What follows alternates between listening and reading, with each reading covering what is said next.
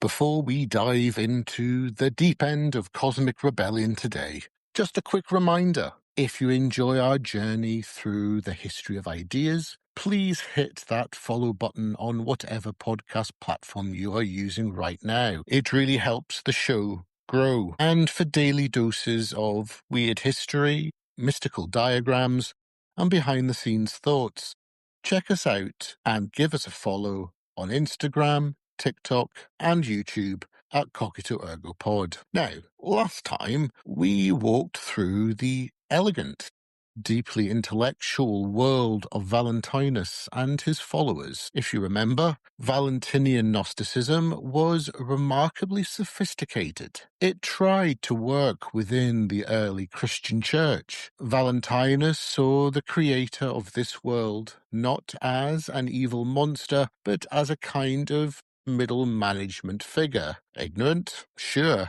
but ultimately working towards a divine plan. The Valentinians even divided humanity into three tiers: the Hilics, purely material people; the Psychics, ordinary churchgoers who could achieve a secondary salvation through faith and good works; and the Pneumatics, the spiritually elite. It was a Gnosticism designed for the Sunday pews, aiming for harmony. If Valentinus offered a gentle critique of mainstream Christianity, today's outing offers a total cosmic demolition derby. To them, there was no compromising with the local church, and there was no redeeming the material world. The physical universe isn't just a school or a flawed reflection of heaven. It is a maximum security prison, a biological trap ruled by a cosmic tyrant. There is no middle-tier salvation here. You are either of the divine seed, or you are part of the mud. And the only way out is a radical, uncompromising awakening. So, who were these people? What did they actually believe, and how did they vanish into the shadows of history? Let's unpack it. This is Cogito Ergo Pod, the show where we discuss, delve, and dissect theology, philosophy, mysticism, and the esoteric. I'm your host, Daniel, and I'm so glad you're here. And today, we meet the punk rock cousins of the Valentinians. We are talking about Sethian Gnosticism. To understand the Sethians, we have to look at their creation myth, which is primarily preserved in the texts like the Apocryphon of John, the Trimorphic Protenoi, and the Hypostasis of the Archons. Fascinating documents discovered in the Nag Hammadi Library in 1945. At the absolute peak of reality is the monad. It's the one, the invisible spirit, completely transcendent, unknowable, and pure goodness. From the monad emanate a series of divine, spiritual beings called aeons. Together, these aeons inhabit the pleroma, which literally translates from the Greek as the fullness. So far, sounds very familiar. Think of it as the ultimate spiritual realm, structured into distinct intellectual dimensions, like the realms of Calyptos, Protophanes, and Ortogens. Fun places to visit. The first emanation is Barbelo, the Divine Mother, the first thought of the Father. But as we move further down the chain of emanations, we hit a snag. The youngest Aeon, a being named Sophia, the Greek word for wisdom, decides she wants to bring forth an emanation of her own, without the consent of the invisible spirit and without her divine partner. Quite the rebel in Sophia. This act of rogue creation goes terribly wrong, because it lacks the balanced harmony of the pleroma. What she produces is a grotesque, misshapen entity with the face of a lion and the body of a serpent. Horrified by her mistake, Sophia hides the creature outside the pleroma in a cloud of darkness. This creature is known as Yaldabaoth, also known in Gnostics texts as the Demiurge, Sackless, or the World Maker. Yaldabaoth is arrogant, ignorant, and profoundly lonely. Sounds like a teenager. He looks around the darkness, sees nothing else, and proclaims, "I am God, and there is no other God beside me." He then steals a spark of divine light from his mother, Sophia, and uses it to forge our material universe, trapping that light inside the physical bodies, inside us.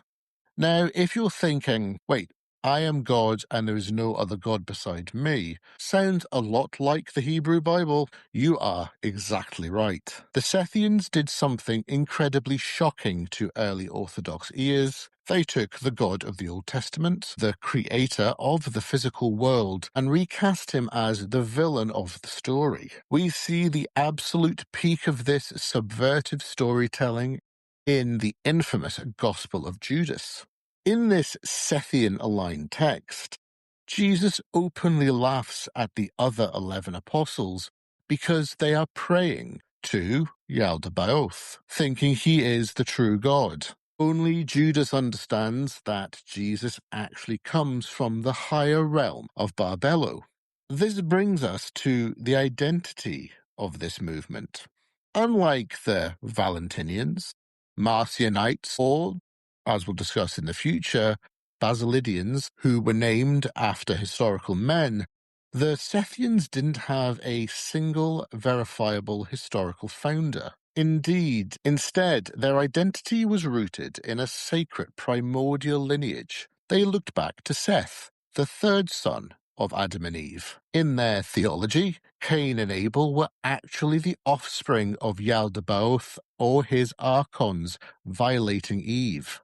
But Seth was different. Seth was pure, generated from a higher spiritual source. He was the bearer of the true spiritual seed, the ancestor of what texts call the motionless, unshakeable race of spiritual people.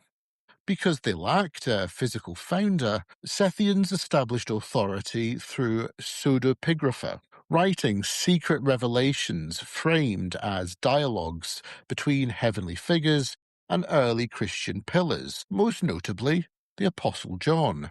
By framing the Apocryphon of John as Christ's private, post-resurrection teachings to one of his closest disciples, underground Sethian circles could bypass the institutional authority of the emerging Orthodox bishops. For the Sethians, salvation wasn't achieved through faith in a sacrificial death on a cross, nor through legalistic obedience to the creation of God's laws. It was achieved through gnosis, a deep, experiential knowledge of one's true divine origins. They believed that Christ was a heavenly savior figure, sometimes explicitly seen as the spiritual manifestation of Seth himself, reincarnated across different eras, who descended into the dark prison of the material world to wake humanity up from its spiritual amnesia.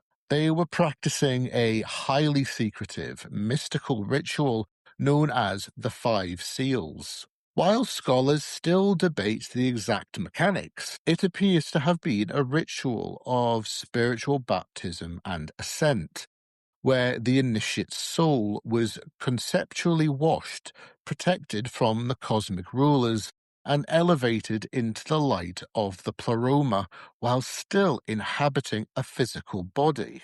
Needless to say, the early proto-Orthodox Church Fathers were absolutely frustrated and horrified by this, because the Sethians operated as decentralized underground networks rather than a unified denomination. Proto-Orthodox writers often lumped them under various colorful, derogatory labels. They called them Barbello Gnostics, Ophites, serpent worshippers, or simply Gnostikoi, the knowing ones. Writers like Irenaeus of Lyon in the 2nd century, Hippolytus of Rome, and later Epiphanius of Salamis wrote massive volumes called Heresiologies, essentially catalogues that they considered dangerous heretical beliefs. Think of them like Argos catalogues, but instead of selling cuddly toys and hoovers, it's beliefs which they felt were heretical and should be condemned.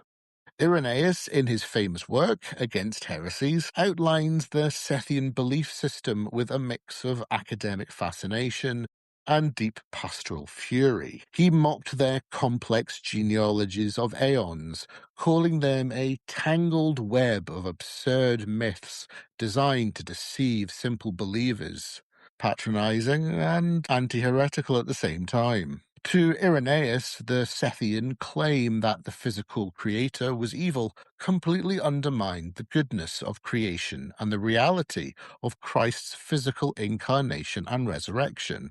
By the 4th century CE, Epiphanius took the critiques to a much darker, more sensationalist level in his work, the Panorion, which translates to the medicine chest, meant to contain antidotes for the poison of heresy. He accused Gnostic groups of practicing wild, scandalous rituals involving sexual deviance and the consumption of bodily fluids.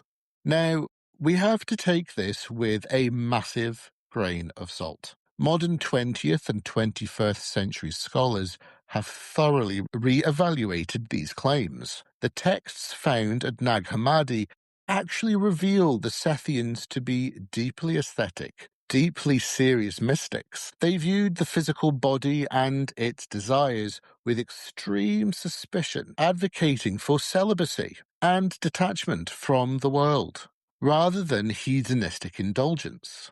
Epiphanius was almost certainly using classic ancient smear tactics to dehumanize and demonize his theological opponents.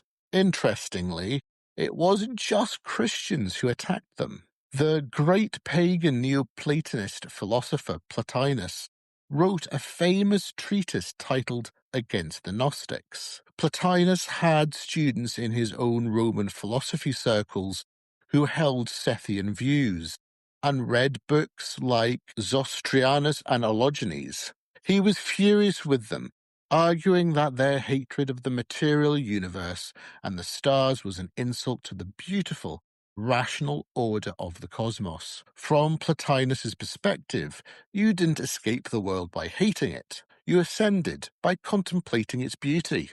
So, caught between hostile Christian bishops and critical pagan philosophers, how did this radical movement disappear?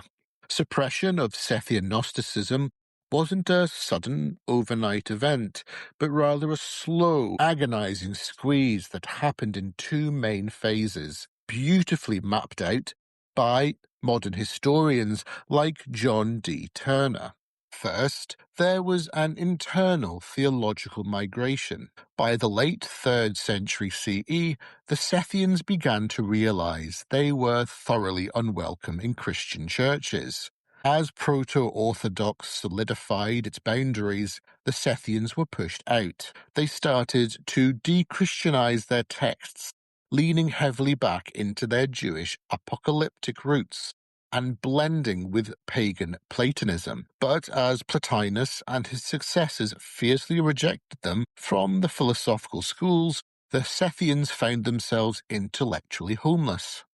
The second devastating blow came with raw imperial politics. When the Roman Emperor Constantine converted to Christianity in the early 4th century, the power dynamic of the ancient world shifted completely. Mainstream, proto-Orthodox Christianity went from a persecuted minority to the preferred religion of the Roman Empire. In the decades that followed, imperial edicts like those issued by Theodosius I banned all heretical meetings, confiscating their secret properties and ordering their books to be systematically burned. To own a Gnostic text was no longer just a theological disagreement, it was to risk the wrath of the empire as a criminal against the state. It is highly likely that during this intense 4th century purge, a group of monks at the nearby Pachomian monastery saw the writing on the wall. They took their precious forbidden library, containing both Sethian and Valentinian texts, packed them carefully into a heavy earthenware jar, sealed it, and buried it in the desert cliffside near Nag Hammadi, Egypt. There the text slept for 1,600 years, protected by the dry desert sands. By the 5th century, Sethian Gnosticism as an organized movement was effectively dead. Some of its fractured ideas flowed into Manichaeism, another great dualistic world religion, while its core texts vanished from human sight. What the Sethians left behind, however, is a haunting, beautiful, and deeply rebellious psychological map of the human condition. Long before modern existentialism, they dared to ask the hardest question in theology. If God is good, why is the world full of suffering and systematic cruelty? Their answer, as radical and jarring as it was, clearly resonated with thousands of seekers across the ancient Mediterranean who felt like strangers in a strange land.